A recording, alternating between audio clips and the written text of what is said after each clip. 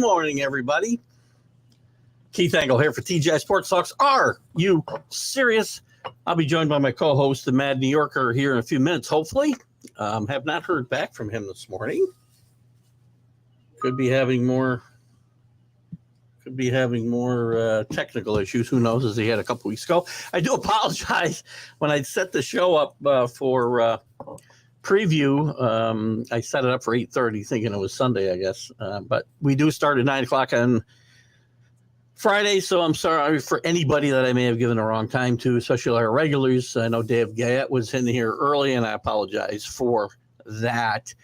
Quick shout out to all you watching on TGI Sports Talk Facebook, YouTube, or Twitter, X, X shows or feeds. You're watching us on Northeast Streaming Sports on the Roku channel live. You can't comment there, but you get to see my giant head on your TV screen at least. Please, if you haven't downloaded the Northeast Streaming app, do so. It's free. It's Northeast Streaming channel, I should say. I keep getting us backwards. You have the Roku app, then you download the Northeast Streaming Sports channel. Also on Let's Talk Sports, we're on their YouTube feed today as well. Listen, great content on all of those spots as well. And a quick shout out to Ralph Williams at RW Media, who does some great stuff out there in Pittsburgh, especially the Sports Corner, which airs Tuesdays, 4 to 6 p.m. Eastern on WBVP 99.3 FM, 1230 a.m. I'll be on that show at 5 o'clock on Tuesday, the 26th, if I have the date right. I still need to call his producer. I got to get one of those, by the way. So we'll get to Mad New Yorker here in just a second. Thumbs up DDH, by the way, and welcome everybody today. We're going to talk a little bit about the NCAA and the teams that crying about not getting in. Maybe we can even talk about some of the upsets yesterday and first round. Good day for me. Well, should have been a better day for me.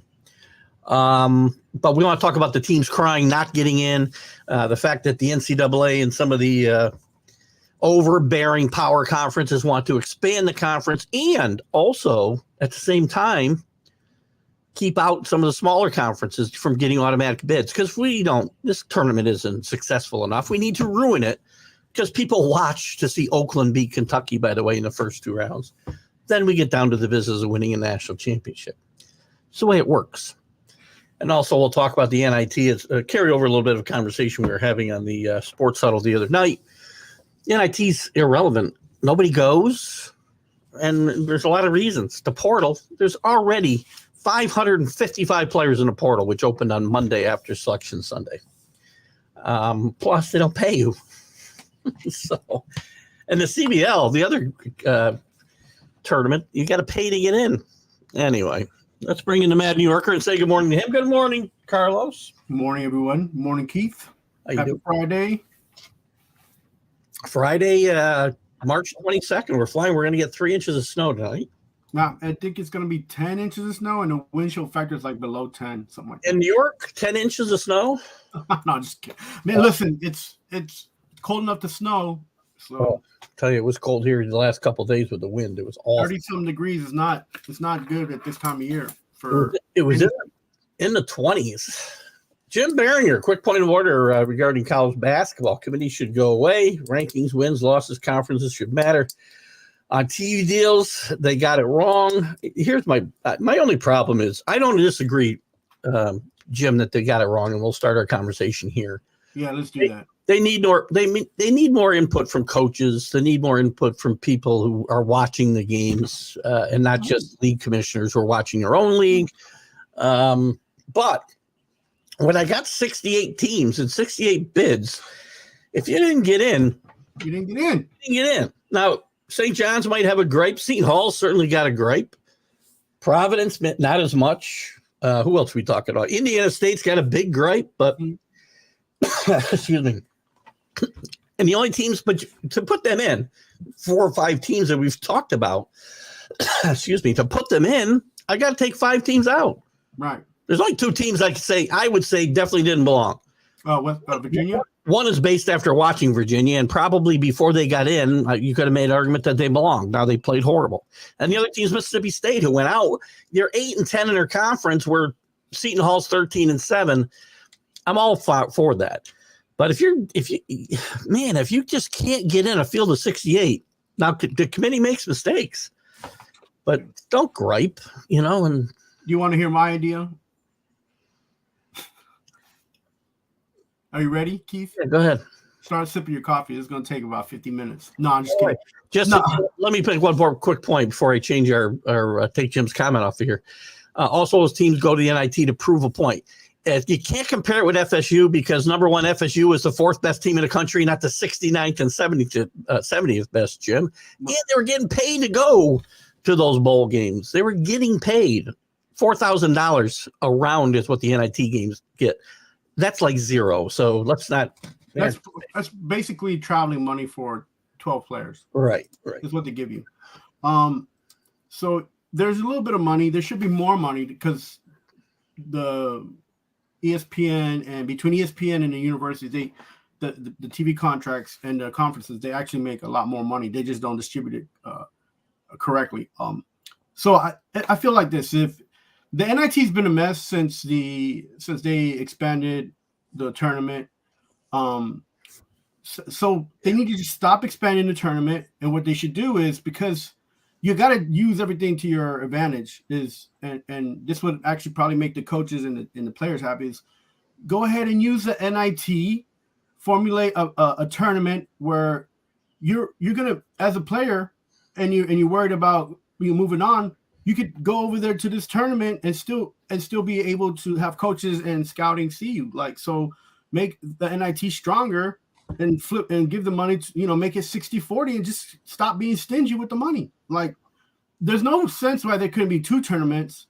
And if you don't get in and you get into the second tournament, that's just so you can perform and make sure that you get, to where you want to go if you're in the transfer portal.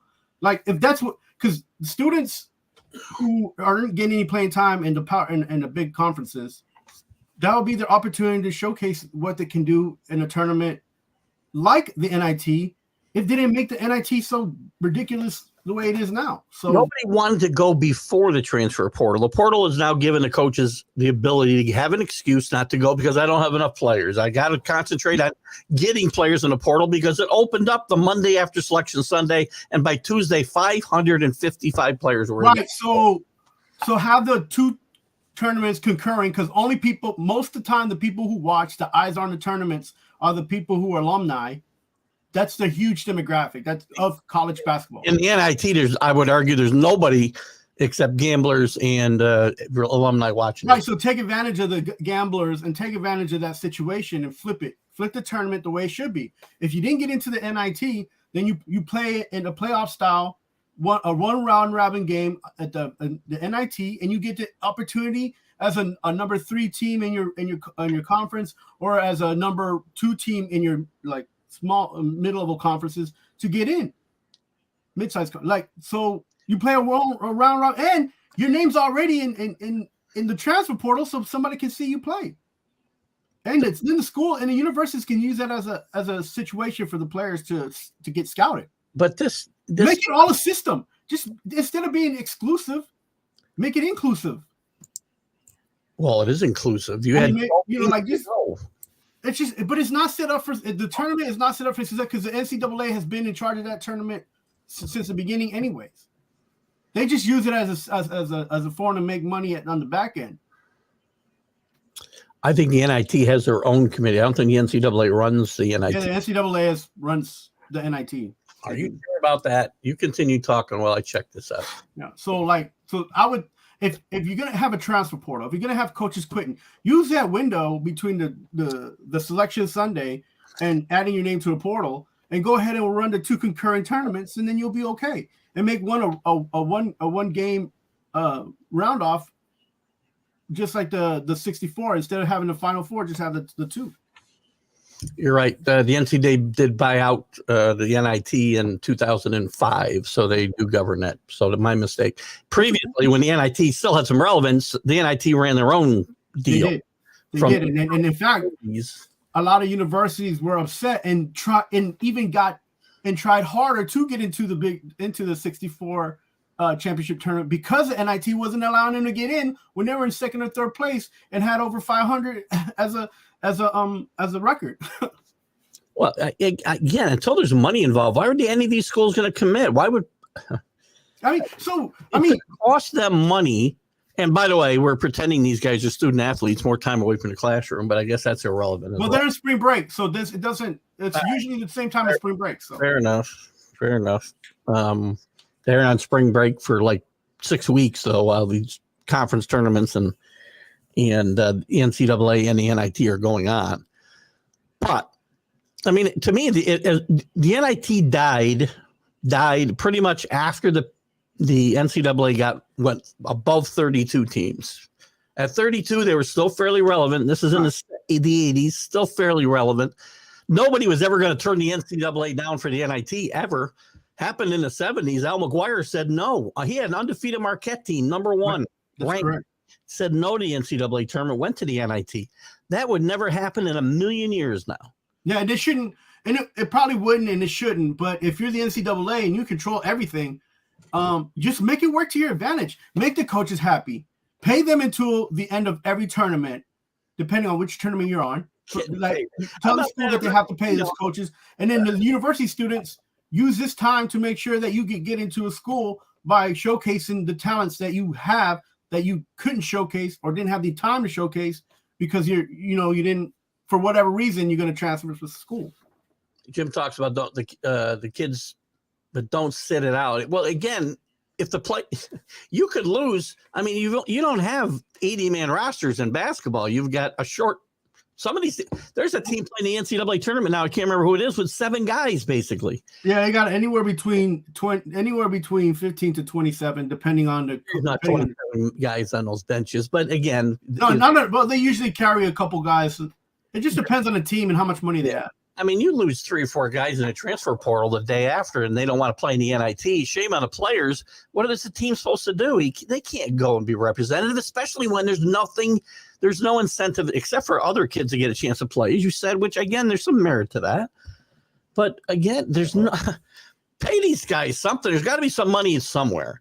And if there's no money, that tells you that ESPN is basically broadcasting these games for free, and the sponsorships are not there. Nothing ever happens on national TV for free, ever. I guarantee you they're losing money on the NIT. No, I mean, they get to promote the – Cialis and all those, pharmaceutical meds that, that pay millions of dollars, so they'd be okay.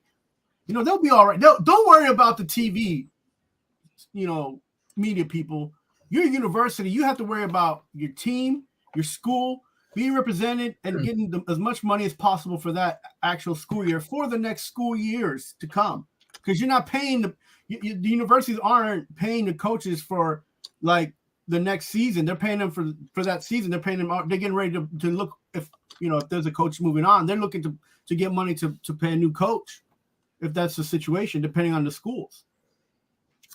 Kenny's got a good question here. How many guys actually get numbers show transfer portals very risky? It's very risky. It is. I'm trying to find a number here for Kenny. Since it's new, the numbers are kind of skewed because some kids actually don't use the transfer portal and will transfer to schools the regular way. So the transfer portal makes it easier for universities to see you. You can always transfer out of a university the regular way. This is a football number, but I'm sure it probably plays out in basketball the same way. 54%. That's a decent number. This data is 2 years old. I have no reason to think it hasn't changed. Has changed. Yeah, you're not going to see an uptick. 54% enroll in a new school. Yeah. Now you can go back. I mean, you go back if they want you. If you hit the chance you take is you don't go back. 41%, which is maybe more relevant. 54% found a new school, which isn't terrible, but 41% have not found a new school, are still looking and transferred to non-NCAA schools or left their sport completely. So that leaves only about 5% to be able to go back to their old school. Yeah. So in football, you have the private institutions that can take you in. You have JUCO, which are the junior colleges, and then you have community colleges, which are sometimes they're put together in JUCO depending on the region that you're in the United States. And then you also have if you sit out the year, like you said, and then you go back to a different university or to the same university. So it's just like the 40 to 50% is still not a high number if you think about it. Rick's talking about, remember when the kids couldn't get a tattoo or sell an autograph. Those days are long gone, obviously. It's funny, all these kids, the Maurice Claret scandal at Ohio State wouldn't come to light today. Will Wade is a great story in this. Well, he got beat yesterday. Great story in this NCAA tournament. He was coaching at LSU and all the FBI investigations were going on. And he's really the only guy who paid any penalties. He got fired, faced some fines, and it was all because of they were paying guys to play and subverting the NAL rules. He gets fired. Now he's in McNeese State. He wouldn't get in trouble for anything that he did. Well, I mean, this whole thing about the gambling and the NCAA, it's not just the NCAA, it's in sports. The biggest issues too are some of the issues too are the states that don't allow gambling as well. That's another like story for another day, man. It's so I'm just saying the NIT can be used in a way where the NCAA can clean up a little bit, make things simpler for themselves, for the coaching staff, for the students, and for the universities, because you're promoting these universities left and right anyways. So whenever school gets into a tournament, like last night, which was a nice game, I watched 3/4 of the game because I had to run around and do a few things because my kids are sick and stuff. But Kentucky and Oakland, that coach has been at Oakland for 40 years, and he finally got a win in the national tournament. It was a great game. If you had an opportunity to watch it, it was a great game. So that should always be something that could happen in any tournament that is put on, right? Those kind of things make basketball what it is. You got to be on the court. You got to play your hardest. You got to compete, and you got to play to win. You can't just be sitting there with the ball in your hand because you got the best freaking team on the court and on the bench. That's not how that works. Kenny talks about, I saw Utah. By the way, Luther Tickeyburden, which is a name you may not remember, Carlos, because you're a little young. He was a great high school player up here I want to say went to Philip Schuyler in Albany, went to Utah to college. They played in the finals and lost to Purdue, I believe, in 1974. And Ticky went on, played with the Knicks for a little time and a bunch of teams, had some drug problems, didn't amount to much, but he was a great high school and college player who just had a lot of issues. But again, that was relevant. It was a big deal. I remember watching that game myself at 14 years old. Kenny was a little older. He was probably about 31. Oh, just kidding, Kenny. But there was another great player in that team named Mike Sojourner, who I believe got the MVP of that tournament, by the way, as the losing team. So anyway, the NIT at one time did have some relevance. Today it doesn't. Nobody cares. But it doesn't. It's like, you know what? If the NCAA is not careful, this is going to happen to the same thing that happened in MySpace. It just stood there, and people started buying it. The last person that bought into it was Justin Timberlake. Didn't do nothing with it and just kind of disappeared, and now people don't remember MySpace. Well, and then maybe this was the point you made the other night, and I was missing it, that there was money available. There isn't. I mean, unless ESPN's going to put up their own money, you've got to pay these schools to go. I mean, these conferences are splitting up tens of millions of dollars, the Big Ten, the SEC. When they get to the NCAA tournament, the entire league partakes in that pot of money, even the teams that didn't make it. But what do the leagues care about? Whether, the SEC doesn't care if their 8th or 9th best team goes to the NIT because there's no money for them. So the leagues aren't going to promote this. Nobody. Look, the conferences should worry because it's an opportunity for the conference to promote a team that was less likely to have any kind of branding at any point after they got kicked out of the regular conference tournament, right? Mississippi State, even though they lost, there's going to be kids from Arkansas, kids from Tennessee, from Kentucky, from South Carolina, going to be like, you know what? Maybe they can use me. I'm not the 5-star, but I might be the 3 and the 2-star, or one of the best in my state. And they might need someone like me, so they'll look into that. That's an opportunity. You never know. Like, that's something that teams like even when I went to school, teams like Austin Peay, Murray State, Moorhead, at the OVC, they got eyes. Look, the what's his name guy was one of the best players in college basketball. Morant, he was one of the best players in college basketball. Nobody got to see until they got to the dance. Well, then they need to. You know what I'm saying? So that has sometimes that doesn't have to do with the university not being able to promote themselves. Sometimes it's regional. Sometimes it's the whole United States. Listen, we just found out where Oakland actually is. I'm sure a lot of people were sitting there saying, "I didn't know they had a university in Oakland." It's not in. It's in Detroit. It's in Detroit, right? I'm just saying. Like, I have people ask me that, oh, you know about basketball? Where's Oakland? And I was like, Oakland, what? The college? What are you talking about? Those are casual fans. And Kenny's right, by the way. SMU would never have gotten the death penalty. And why? Going back to the NIT now, though, again, why would they be playing Saturday when there's still wall-to-wall NCAA tournament games? Why would they play any NIT games? There won't be anybody watching. You don't. So the problem is, you look. How about this, Keith? How about you think like open-minded? Here's the thing. There's a lot of poker tournaments going on TV.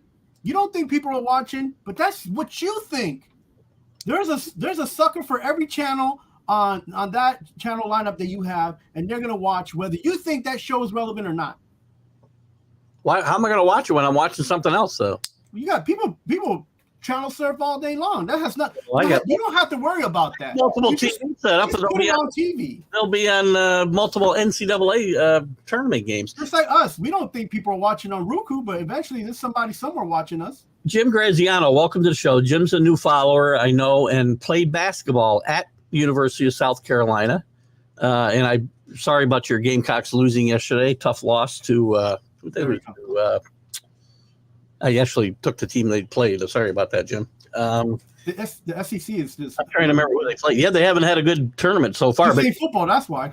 Jim talks about they couldn't got paid at all. Some got paid, some got cars. It was all hush hush. So everything was under the table. And we know that now, Jim. I mean, everything that was going on under the table is now above the table. Kenny mentioned SMU wouldn't have got the death penalty back in the 80s, late 80s, whatever it was, in football. Reggie Bush would have never lost his Heisman, but, again, you can't go back in time. And you can't go back.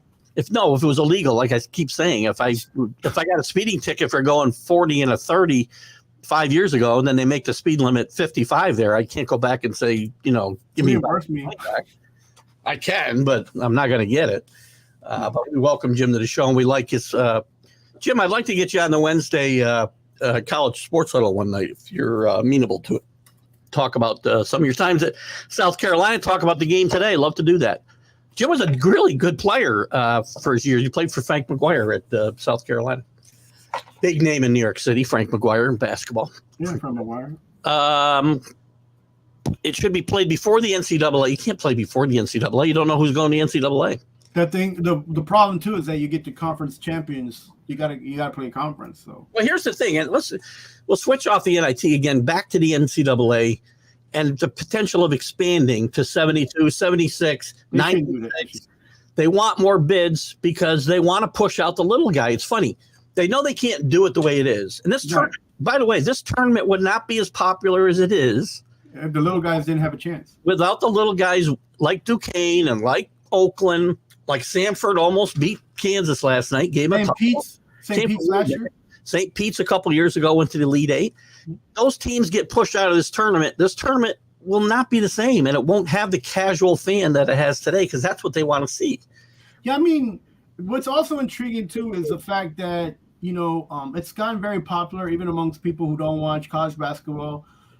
You get those weird college names. People are pulling. They're like, I don't like Kentucky. I'm going to bet against them because when I was in school in Missouri, they beat University of Missouri. Like, those kind of things. People get animated about, like, bigger schools beating up on them or being the better school in the region or in the conference or whatever may have you, or like, and so, whoever and whatever, it is that's giving them the big old eye here during the tournament. Why change that? I mean, why would you even touch that? Like, and while he's backed off his comments a little bit, I was shocked to hear. I'm not surprised to hear commissioners like the SEC commissioner and the Big Ten commissioner talk like this. They want all their teams to get in all these tournaments. Right. What? And they should, though. That's something they should say, but it doesn't mean it should happen. And I was very disappointed to hear Tom Izzo jump on the same topic a couple of days ago. Now he backed away from those comments a little bit yesterday. And he's one of the most respected coaches in college basketball, but he should know that the little guys, that's what's really magical about this tournament is the little guys got a chance. Always got a chance. You can't get on the court. They'll never get on the court with these guys other than the NCAA tournament because they won't play them. They won't go to their building and play them or play them on a neutral site. They'll never do that. And the word Cinderella is it exists for a reason, right? So, and they play off of that. The NCAA plays off of that. So why would they? This would be like if this guy goes ahead and closed down Berkshire Estates and stock management group or what Buffett. If Buffett was like, you know what, I'm done. I'm gonna change my name to Future Investments of America. I'm gonna change Wilshire Berkshire, and I'm just gonna do because I'm rich. That's just ridiculous. You don't touch the money, man. Just leave it where it is. Leave things the way they are. Sometimes things are good the way they are. So, well, Rick had brought up. You also can't go back and get your student loan paid off. Your mistake was paying it off in the first place. If you still owe them money, Rick, you get it paid off now. Government will take care of you because that's what we do now. But that's a different topic. That's a different topic, man. That's a different topic. I just wanted to make a little editorial. And to Rick's point, like I'm a former college basketball player of a school that got defunct. You said soccer? College basketball player. Basketball. Oh, okay. Yeah, I played the two and point guard. Like so I went to a school that was Kenny actually on a smaller region like NAIA, and junior and. So it's a defunct team now. So it's a defunct school now. So it's just like stuff like that happens. I mean, it can go in either way. But at the end of the day, it's like these schools have conference tournaments that they need to play out and they need to win. Whether they have over 500. Over 700 and they don't win their conference, they don't get into the dance. Lots of money involved in those tournaments. That's why they have them, right? Again, you go back to the early 80s, there really were no conference tournaments except the ACC. They were the first one to award their bid. And that's when you got one bid as a conference. You could not get more than one bid. But then everybody saw it. Now, if you let every team in from, say, the Big 10, the SEC, the Big 12, which is what they want to do, basically, by going to 96, even 76, they're going to and eliminate automatic bids for the Horizon League and Oakland stays home. What's going to happen? Then people always argue whether it's football or basketball. The regular season becomes less important. The conference tournament will mean nothing. If you're just going to take all the teams, except for the ones that are just rock bottom, then what's the point of playing any games? Let's just play a tournament and be done with it. I mean, it gets ridiculous. I have a question for you. Had another team that wasn't an SEC team played Oakland, do you think there would have been the same or different result? Say that one more time. If there was a different team besides Kentucky playing Oakland last night, do you think it would have been a different result or almost the same? I mean, it's possible. Again, one of Kentucky's problems in the tournament is the fact that they're playing a bunch of freshmen almost all the time. Right. They get into those, and you could see it last night. They were playing a lot of street yard basketball and one-on-one basketball and throwing up crazy shots and not poised. Right. You play an Oakland team that's got veterans. That's why these teams can compete in the NCAA tournament because they're experienced, good guard play, and that's why Oakland wins. They have two players over the age of 21. Who's that? A 23-year-old and a 24-year-old. Oakland. Yeah. You're not going to see that at Kentucky. You're not going to see that at Duke. You're not going to see that ever. And by the way, kudos to the Oakland coach, Gandy, I think his name is. 40 years. He's been there 40 plus years, brought this team from Division II. Division I, and didn't play. They've been in the tournament, I think, 3 or 4 times now.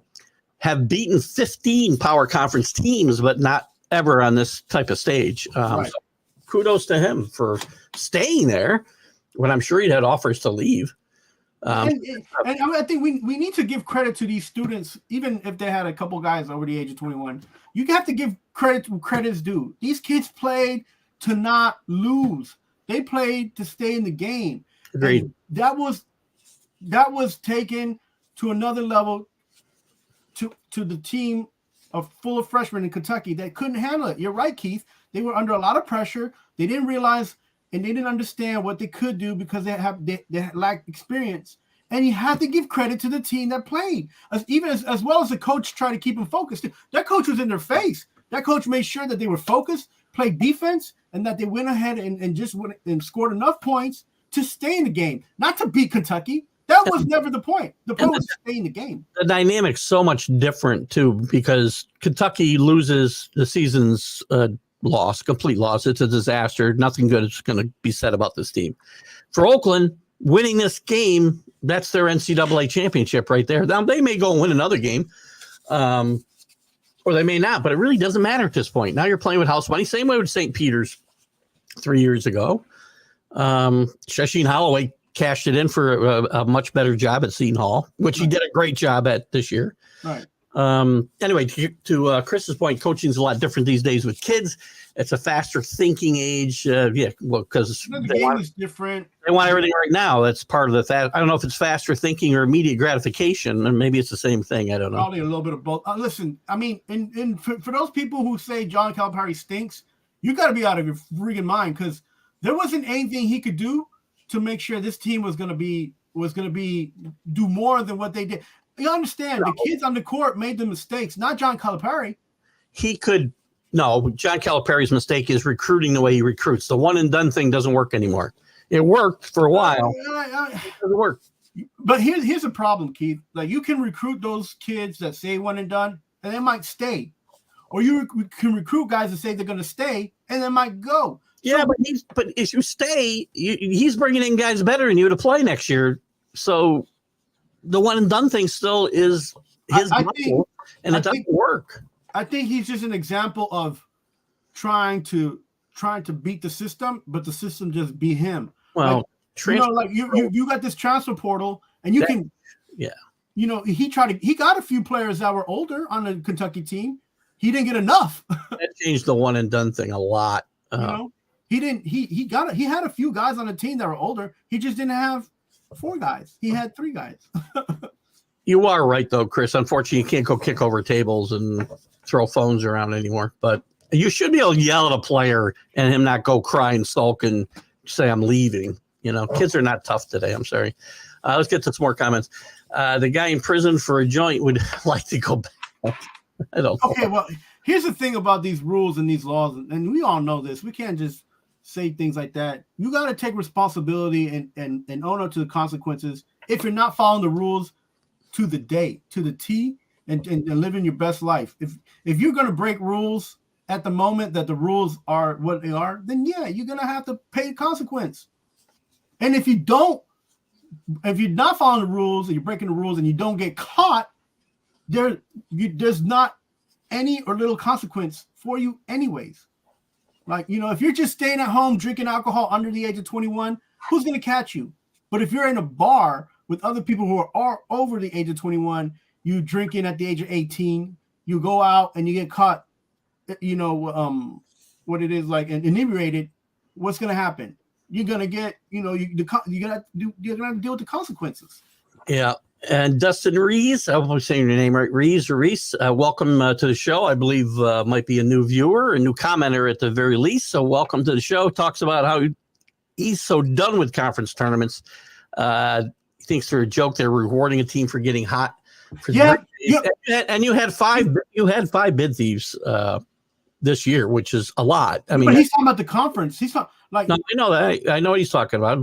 Duquesne stole a bid away from somebody. So did Oregon. So did NC State. No, he's talking about the actual like the SEC, like Mississippi State. He is, and he's talking about if a team who did not win, if it's a one bid league, for instance, one bid leagues. That's different, right? The regular season champion doesn't win. Well, I shouldn't say that. They've got to be good enough to have another bid. So Duquesne, like Oregon, would not have been in a tournament. The Pac-12 would have had probably 2, maybe 3 bids. They get in because they win. That's the only way they're getting in a tournament. They take a bid away from a St. John's or a Seton Hall or whatever. North Carolina State, same thing, although they played well last night and showed they might belong in a tournament. But that's the danger you run with the tournaments. But Dustin, there's so much money involved. Right. I mean, in these tournaments, it's a lesser scale than the big tournament. There's still a lot of money involved. I would be okay as a sports fan. I would be okay for the conference tournaments to just be the top 4 teams play round robin, and then from the top 4, if they're above 500, let the committee decide which one of those 2 remaining teams are in a bubble. Right? That's how it should be. I think. You bring up a great point. A number 10 team shouldn't be playing a number 1 team and the number 10 team beating them in a championship to go to the second round and still not win and then get kicked out. Like, come on, man. That's just annoying. Well, some teams don't even take the bottom because they've gotten so big. They can't. Right.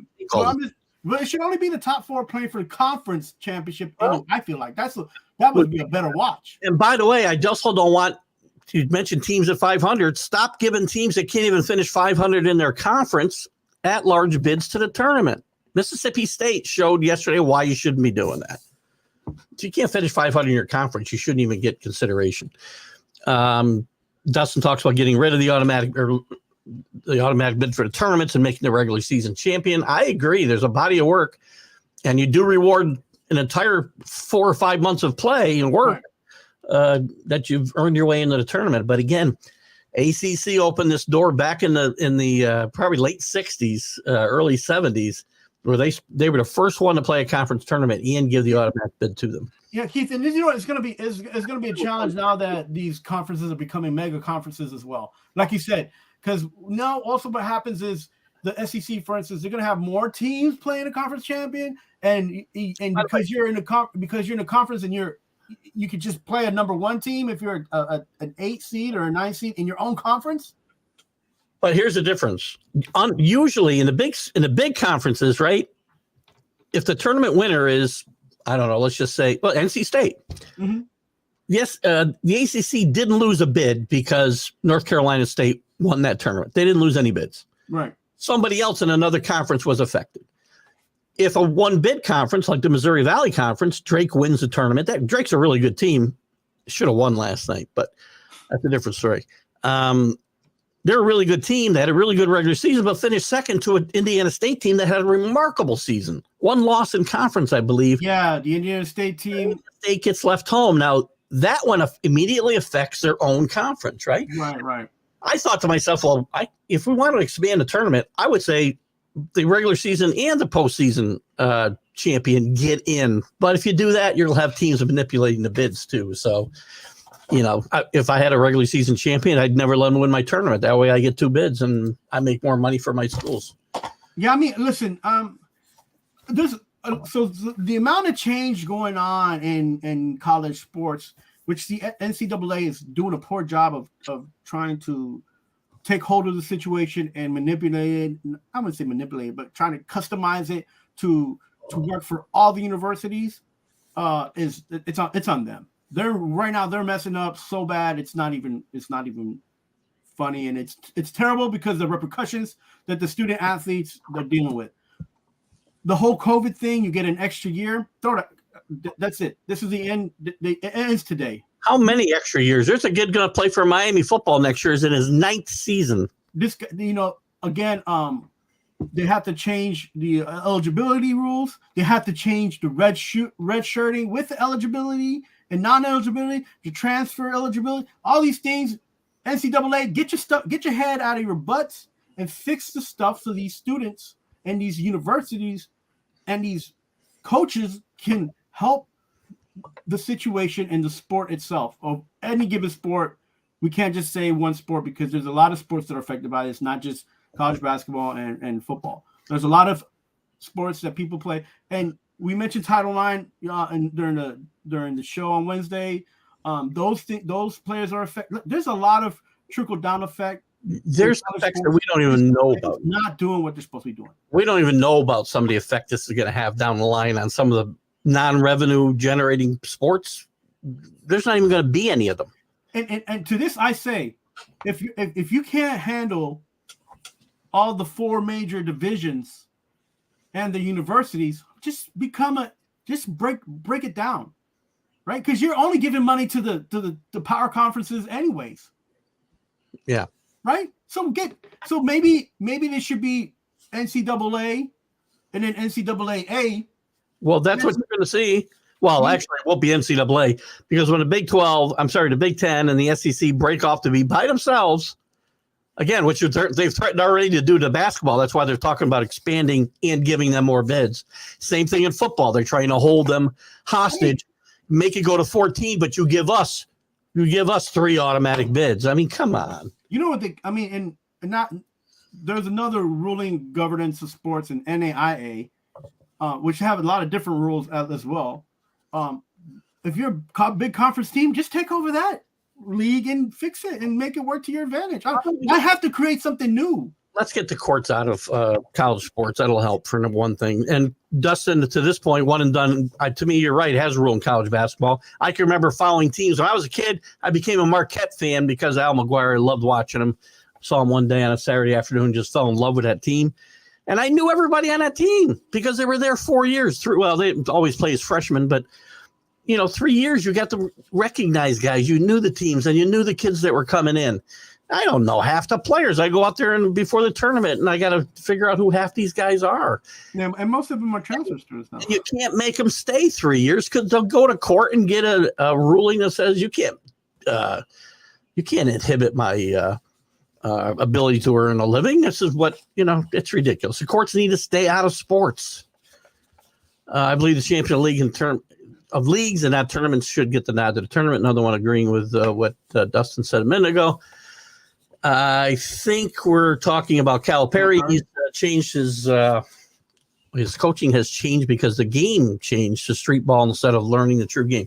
Not so much. You watch a lot of teams. Again, watch the teams like Oakland. Yes, there's a lot more three-pointers. I get that. But that isn't necessarily street ball. That's smart ball. There's still a lot of ball movement, and it's fun to watch the college game compared to the pro game, which is nearly impossible to watch because it devolves into, one-on-one nonsense. No, the NBA is more street ball than NCAA for sure. Agreed, for sure. Know your role is the oldest and most succinct coaching tactic. Well, I don't like my role. I'm not going to do it. That's the problem. Trouble is now when the athlete leaves because he doesn't like his role, which is what he doesn't say. Back on our day, after a bad game, you'd go home, have a shower, a beer, and that's the end of it. And not now. Social media, as you mentioned, makes it harder. Immediate gratification because we enable these kids to have the attitudes that they have from the time they're young kids. Kenny Pickett with the Steelers. These guys think they have power that they don't actually have. Well, listen, you keep saying they don't, but they were able to finagle their situation, and they moved him out the team because they didn't want him because he's going to be a cancer. Do you think he's better off now that he's not on the Pittsburgh Steelers, or worse off? And that's I don't know. I just know the Steelers didn't want him around, so they found a way. I think it was the fact that he was getting. They were saying one thing, but they were treating him the other way, right? So they're saying that he's the future and he has opportunity, but whenever the opportunity came up, they're like, "We're going to bench you because we're going to let this guy play," and Rudolph. And it didn't make sense, and you don't want to be treated like that either. Every situation is very different, man. And if you sign a contract, you want to uphold your end of the contract, but then the team needs to uphold their end of the contract as well. So as much as he bamboozled his way out of Pittsburgh, he did it for himself, and if he feels like he's in a better situation, good for him. But at the end of the day, he's going to have to play football and be a good football player or a great quarterback to go down in history. So if he doesn't, then yeah, he's going to look bad because he went away his business and did what he did. Yeah, I know. And Dustin's talking about, can't sit here and tell me, we're back to our beginning of the show here, where we talked about teams getting left out. You can't tell me that there's 68 teams better than Wake Forest or Seton Hall or in the NIT or even Pitt that declined the NIT. Those three should have gotten that far. The problem is, how about this, Dustin? Let's just say whatever team you're pulling for, let's say they were number one in their conference, right? And let's just say they didn't win their conference tournament. So you're going to put the team that you root for that ranked number one during the year, right, in the tournament, but you don't have respect for the person who won the tournament in your conference, and then because they get the automatic bid anyways. This would happen with any team out there that's in the Power 5 conference. And like Keith is mentioning, it's the smaller schools that are losing the opportunity anyway. Look, had St. John's made it to this dance or not, they weren't going to go past 2 rounds. And you can't really tell me that St. John's was going to make it past 2 rounds, whether they came to this tournament or not. Well, he doesn't mention St. John's, but St. John's or Seton Hall or Wake Forest. I bet I would tell you that Wake Forest would have got beat by that Oakland team yesterday. How about that? I could say that because I know that Wake Forest didn't make it the dance, and I know that Kentucky played better than Wake Forest most of the season. I can't make those conjectures. I don't know. It's like you can't we didn't see them. We didn't see this play out. Fine, we didn't see it play out. But the problem is the people making the decision makers are looking at statistics, analytics, and numbers. We don't have the eye test in any of these selections. That's the problem. Again, the people who are actually watching the games should be making these decisions or have input. Right. Now, again, whether Wake Forest, Seton Hall, or St. John's, or Oklahoma, who didn't finish about 500 in their conference, so no, I'm sorry, they don't belong. These teams all did. I think Wake Forest did. Okay, Keith, how about this? Let me ask you a quick question. What? Hold on, let me finish.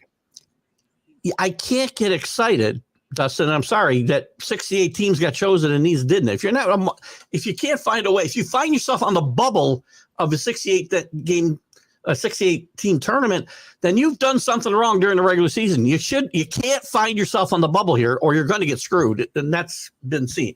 Yeah, so I get your point, but I have trouble buying in. If you got to get yourself off that bubble, is what you got to do.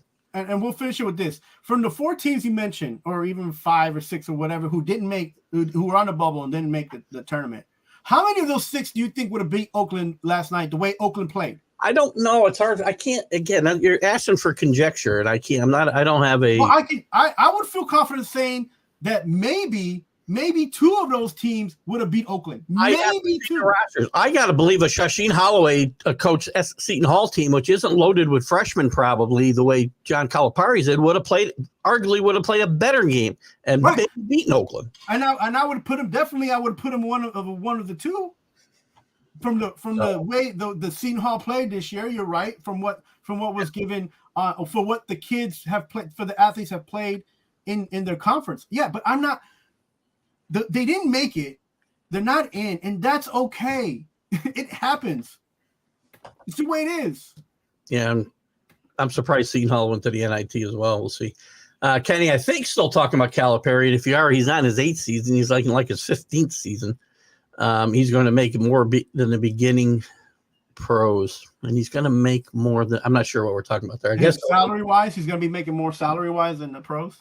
That's probably true. He might be. He should be. I mean, he's been coaching 40 years, 50 years. Keith, to end this discussion about Calipari, do you believe it's his fault that Kentucky lost that game last night? Yes, because he built the team. So no, I'm talking about with the team that he built, with the team that he had. You can't go backwards. Well, I can. I mean, again, poorly constructed teams are the problem. That team he constructed made it to the game. Coached the team he constructed any better? Let's just say there were 2 different people: John Calipari, the recruiter, and John Calipari, the coach.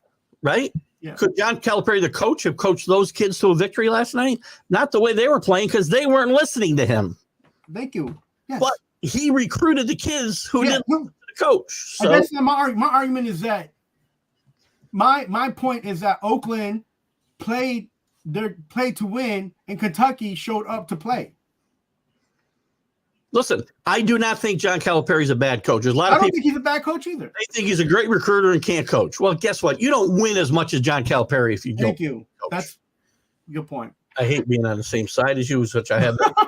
You're getting frustrated because we're agreeing with each other? I am. Now I'm getting pissed. So, if you really want to spice things up and have a conference tournament, take the winner of the tournament and have them play the winner of the regular season. Well, that's kind of what Carlos was talking about. Take the 4 teams. Take the top 4. It's a little bit different. He's saying play the tournament and then play. If a different winner then wins the regular season, have them play one more game for the automatic bid.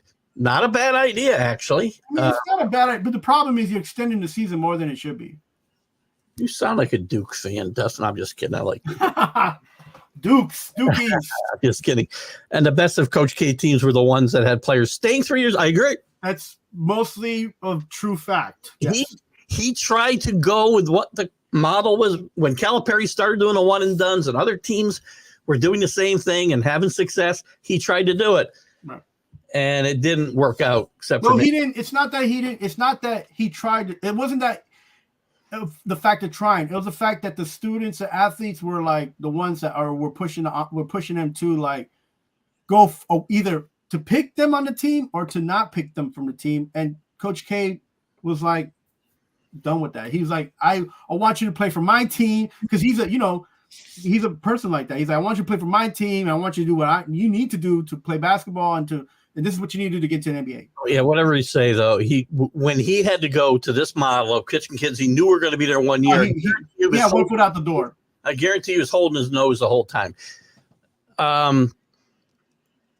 Villanova, who's their coach that retired? I just lost his Jay Wright. Jay Wright retired from Villanova. Jay Wright was very successful at Villanova with a much different, even when the one and done was a popular thing, he didn't do that. He recruited, 3 and 4 star kids instead of 5-star kids that he knew would stay there 3 years and would matriculate and through school and also mature as players.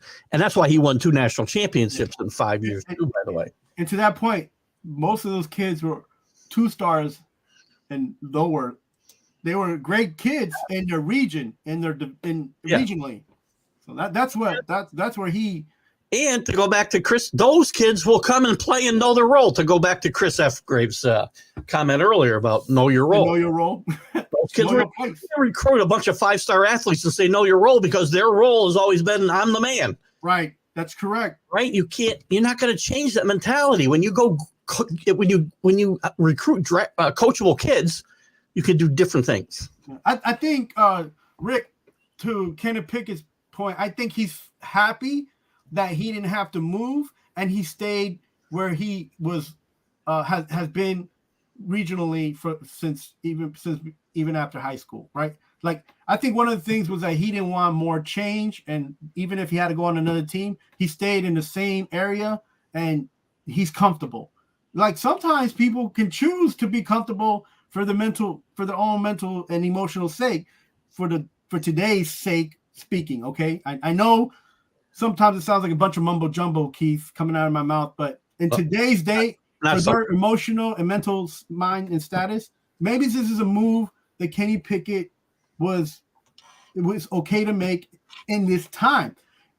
We're going to see in the future whether it was a good option or not. So don't sell yourself short. It often sounds like mumbo jumbo coming out of your mouth. Don't worry about it. Yeah, I don't know anything, man. And Pickett probably should have stayed at Pitt because he'd be the starter. Because I'm telling you right now, Justin Fields will be the starter there. And that was an argument or an idea that I even told Robert from Sports Club. I told him it didn't matter where he went or where did some of these guys go that are starters that are going to be on the bench, because in the last 3 to 4 years, most of these guys end up starting anyway because there's so much injury. Yeah. Let's not talk. I can't welcome Anthony. Anthony doesn't want to talk about March Madness anymore. He's on to football or Good morning, Anthony. How you doing? Good. You say good morning first, Anthony, not second. Good morning, Anthony. Good to have you with us. Dustin, he doesn't have much respect. Doesn't have any respect for anybody this morning. I'm just kidding, Dustin. Your comments are certainly not without merit. Don't have any respect for someone getting hot for one weekend and win a conference tournament, taking a bit away from a team. Yeah, it's not about respect. It's about the situation. Indiana State, we haven't even talked about. Indiana State got screwed worse than anybody in this. Right. I think that's one of what it was like 3 or 4 teams like that with the record in a mid-level in a mid conference that got. Which, by the way, I think really fits your argument a lot better, Dustin. You haven't mentioned Indiana State. Maybe that's what you're talking about, 24-8. I'm not even sure which team you're talking about, but they fit the argument better than Wake Forest or Pitt or St. John's because they finished 4th or 5th in their conference. This team won the conference and they didn't get a bid. I think that fits your argument much better. Right. But you're not wrong. Here comes Russell Wilson. I just wanted to talk about his popularity. He's not popular here, I can tell you. I do not think he's going to be a starter here very long in Pittsburgh. I mean, listen, he got another person who took advantage of his situation and found somewhere that he can land. And he's not, if he plays, he plays. And if he doesn't play long, then he's got a backup as well. So Danny Fuller, good morning, Danny, out the West Coast, up early this morning. Thank you for popping in, one of our newer followers as well, and we enjoy having him on. He loves it when it's a great day because a cheater, and I know he's talking about Calipari here, gets beat in the first round.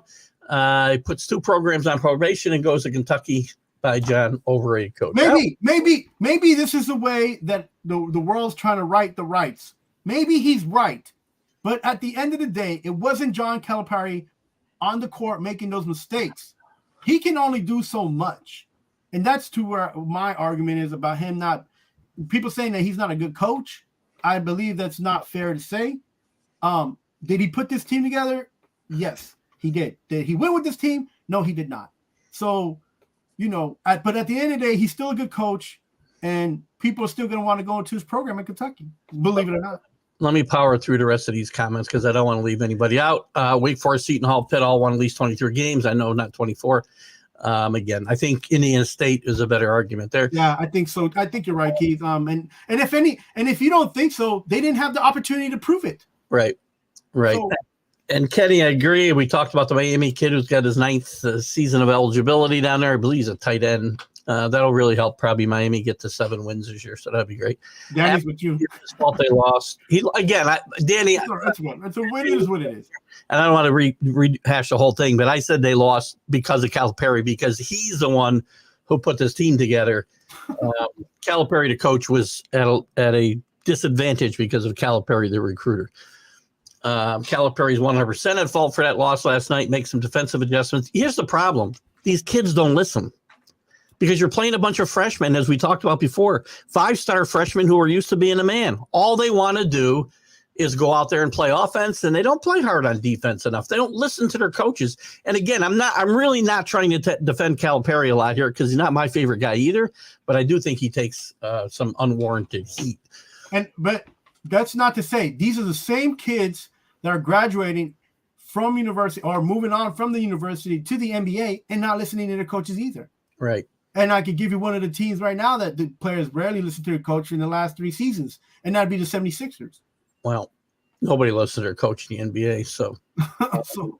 Dustin, coaches basketball, I get it. And again, I'm saying I believe John Calipari, I'm sure, saw the same things, try to make an adjustment. Yeah, you can only make so many adjustments, but if the players, like Keith mentioned, are on the court making the small mistakes, taking those shots that they shouldn't take, not passing the ball well, misreading the defenses and not switching over. How can John Calipari change? He can tell kids to change that, but he can't play the game for them. Right, and Kenny kind of alludes to the same thing here. We one and done. They have their own welfare in mind because they're trying to enhance their draft position. Coach K had Zion, R.J. Barrett, Cam Reddish, all one and done guys. Yeah, and most of those guys are not doing well right now in the NBA, or if they're doing well, they're very inconsistent. Yeah. So again, Coach K was out of his normal comfort zone doing this one and done thing, and I'm sure he wished he never did it. Good morning, Ralph. Good morning, Ralph at RW Media. I talked to Ralph at the top. I'll be on the Sports Corner on Friday at 5 p.m. Check that out. Who was the tallest kid on the college team, Carlos? That's your team, I think. Real quick, you can answer that. Creighton College, he was probably almost 6'8". Oh, okay. Jay Wright used an O and ran what coach draws up. Kentucky relying on running gun. And again, exactly what I'm talking about, Danny. And then, but you guys felt Jay Wright's one of the most underrated coaches in recent history in college basketball, for sure. Yeah, for sure. Pickett should do well in Philadelphia. Kellen Moore is the OC there. Ralph's a Pittsburgh guy, so we'll talk about that Tuesday for sure. Another conversation another day about. I'm a Kellen Moore fan. So are the rumors true? New England going after Justin Jefferson? Those rumors are not going to be true. That deal's not. They might be rumors and they might ring true, but it's not going to happen. Yeah, I talked about that. We can get into it more on Sunday. I think I talked about it last week. They were going. Hold on. How about this? If I'm going you have to ask the right question. Keith, do you want Justin Jefferson on your team? Yeah, not for the number 3 pick in the draft when I get Marvin Harrison, who's going to be cheaper and younger. There you go, Anthony Price. You got the right answer with the wrong question. Yeah, right. Indiana State was a top 25 season. this team needs to be in the field. You're not going to get any argument Look, from me. Dustin, the problem is that the conferences that they play in, the teams that they play in, they're less on TV. But for what Keith and I are arguing is that we don't get to see them because they did not get a bid to come into this tournament to see if that ranking was even something suggested that was correct or not. Whereas we saw Mississippi State climb their way up into the SEC in the tournament. They played, and they played just like they played during the regular season, but we already knew who they were. I guess we're going to go a little long here today. Ralph says, what about Duquesne? I talked about we talked about Duquesne Wednesday night. I picked Duquesne to win that game yesterday over BYU. I also had Oregon over South Carolina yesterday. I couldn't remember who beat them, and I picked them to win. So, today, my bigger upset would be James Madison winning today at number 12 in their first game. Get out on the damn 3-point shot. Truly coaching. Again, players got to be willing to buy in, man. Rick, if let's just say Coach Calipari says attack the basket because they're smaller than you guys and you guys are quicker in the post. Let's just say he says that, but these young kids are bouncing the ball back and forth, pump faking and shooting. They're still not listening to the coach. So it's like, it doesn't matter. Dustin and I a little bit different topic. Well, we did bring up Justin Jefferson earlier. Everybody KC for L'Jarius Sneed. They're not trading L'Jarius. No, they're not. I don't think they'll trade that specific player. That'd be a great trade. By the way, that'd be a great trade for the Vikings. I can tell you right now. To get L'Jarius Sneed and picks for Justin Jefferson would be a great trade because they need a quarterback and defensive help. And L'Jarius Sneed is a key. And Jones are the key to that Kansas City defense, which is very, very underrated. Right. We're going a little long here, too, by the way, guys. Only a few minutes. I'm going to go a few minutes longer because I do have a meeting coming up in the real world. So do I. What was I going to say? Oh, the Kansas City defense. All I heard in the playoffs was San Francisco's defense and Baltimore's defense. Well, the best defense in that playoffs was Kansas City. And I said that going in, they were underrated. Well, and just on your point, I said last year before the season started, watch out for Kansas. Even though they didn't make huge changes, they have a young and speedy defense, and their defense is going to be key to them getting far. And what happened, Keith? Was I wrong or was I wrong? You were wrong. Coach Cal, the most overrated coach in sports in the last 10 years. That's not fair to say. You know what? The last 5 years, yes, but I don't know if I'd include the last 10 because the guy won some national championships. How are you overrated when you're winning? I think the problem is us as fans is that we want to see consistent winning, consistent championships, and we're not gonna get that. So, I did bring up an idea for a trade, and I don't know if you'll like this because you tend to support the Giants every once in a while. I don't support the Giants. I will talk. You would talk positive about the Giants more than I do. Talked about positively, I will. There's no team in the NFL I hate more than the Giants for obvious reasons. So my proposal is the Giants take CeeDee Lamb off the Dallas Cowboys' hands for some of their picks and future picks. There you go. What say you about that? I would say that's a good move for the Giants, depending on what I'm giving up. Right. But they need some weapons on that team for game or whoever. And Dallas needs they need a little bit of pocket money and they need some depth. So that's an idea I'm floating up there, and I hope that somebody takes off and goes with it. 12/5 is still an upset, Dustin. So again, both things can be true. You can have James Madison in the Final Four, which, by the way, I don't think is a totally crazy pick. That's a really good basketball team. Does not change the fact that it's an upset, though. In your mind, because you like them to win. And that's the way they drew it up, too. Really good. It's a really good basketball team, though. I'm telling you, this team's got a chance to win a few games anyway. I don't know about the Final Four, but I wish you luck there, Dustin. Danny and I kind of get. Well, by the way, I screwed up the notifications today because I set the show to start at 8:30, which is what time Sunday show starts, and that was wrong. So sorry about that. Danny and I kind of get notifications, but we've got it figured out, keeping each other in the loop. Well, I appreciate that, Chris, for sure. I know Danny on the West Coast, it's a lot harder for him. I don't know how the notifications even work. I get notified when shows I follow, including this show, go live. So Dustin, do you want Jefferson to get traded to the Chiefs? I don't think the Chiefs, the way their management works, they're less likely to get a wide receiver and pay him than they would to get another defensive player and pay him. Dustin sounds like a Kansas City fan. Imagine how the conspiracy theorists are going to react if Justin Jefferson ends up playing with Mahomes. They'll be all over the place. The people who think that's not what they usually do through their general manager and their team. They're less likely to get an offensive player that has status than they would to pick up a defense player. And I also don't think they're going to overpay. They're like, exactly. That's what I'm saying. They're not going to overpay for a running back or a wide receiver. They didn't overpay for Tyreek Hill. They're not going to overpay for this guy. Yes, for anybody. That's very well put. They're going to pay the quarterback. They're going to pay the quarterback and a couple of the key guys on defense and the coach, and that's going to be it. Similar to what the Patriots did over the years. If Calipari says to do something, and 8 kids on the bench are still sitting, whose fault is that? And they're going in and run what I say. Well, I get it. But that's not. Again, it's. Right. Well, I get your argument. We already said our piece. Yeah. Listen, I find it awkward because Calipari is not my favorite coach, but right.